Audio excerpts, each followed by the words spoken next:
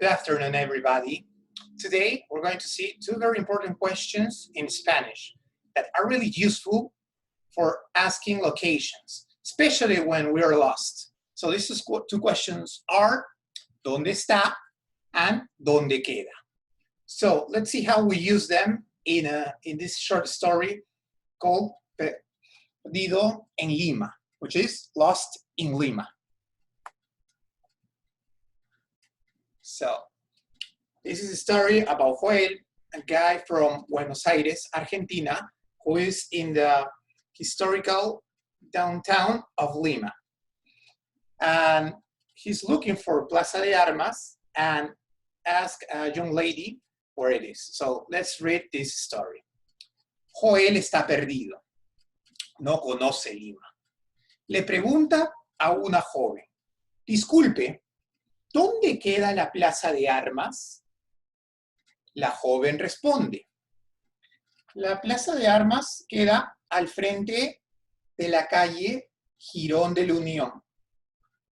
Joel responde, justo al frente de nosotros. No la había visto. Gracias. Por cierto, dicen que hay una heladería muy buena. ¿Sabe dónde está? La joven responde, la heladería está detrás de nosotros. Joel estaba más perdido de lo que imaginaba.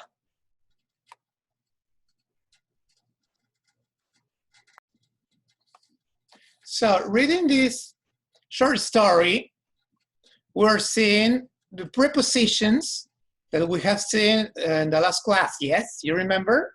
Of course. Al frente, yes, al frente de, and what else?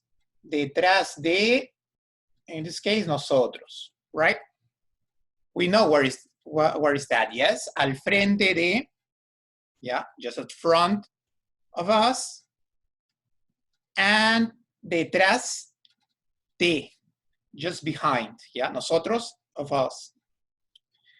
So what we're seeing here is that we use those prepositions for answering these questions that are using ¿dónde queda?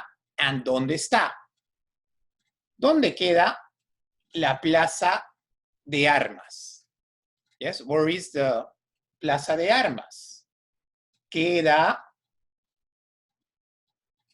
al frente de, yes, al frente de Girón de la Unión.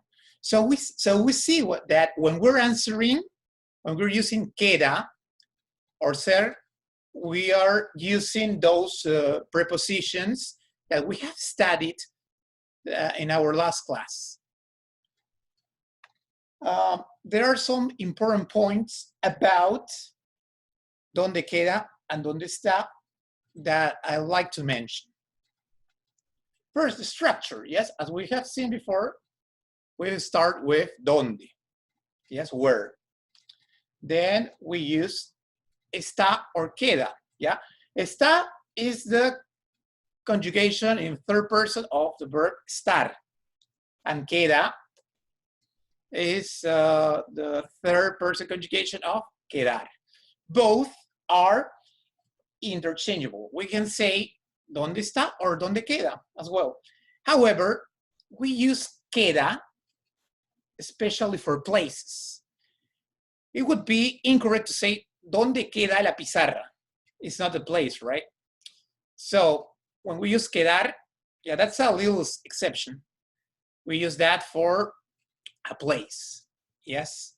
However, when we're using a place, we're talking about the place, we also use estar.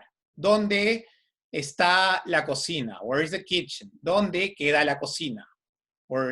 Where is the kitchen located? Yes. Finally, we need to remember those prepositions of place that we studied last class. Al frente de, yeah, at front of, cerca de, behind,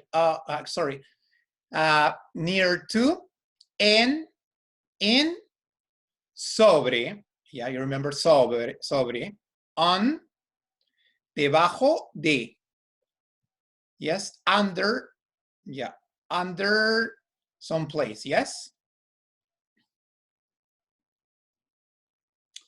So, in this part, in questions, we need to answer these questions based on the story. Yes, you see that in the story, we've seen how to answer these basic questions. So, if I ask you, ¿dónde está la pizarra? Yes, ¿dónde está la pizarra? Yeah, we can say, ¿dónde queda la pizarra? Yeah, that's a little exception. Some volunteer? Yeah, that's right. La pizarra, we need to answer in a complete way, yes? La pizarra está, yeah, because we're using está detrás. Yeah, or we can also say is detrás de mí, right? Another question. ¿Dónde queda la Alhambra? Guys, you know where is the Alhambra? Alhambra is, yes, this image that we can see here. Yes, this is the Alhambra. Yeah, the Alhambra is a historical place located in Granada, Spain. So let's answer this question. ¿Dónde queda la Alhambra? La Alhambra queda en Granada, España, right? It's a really beautiful place.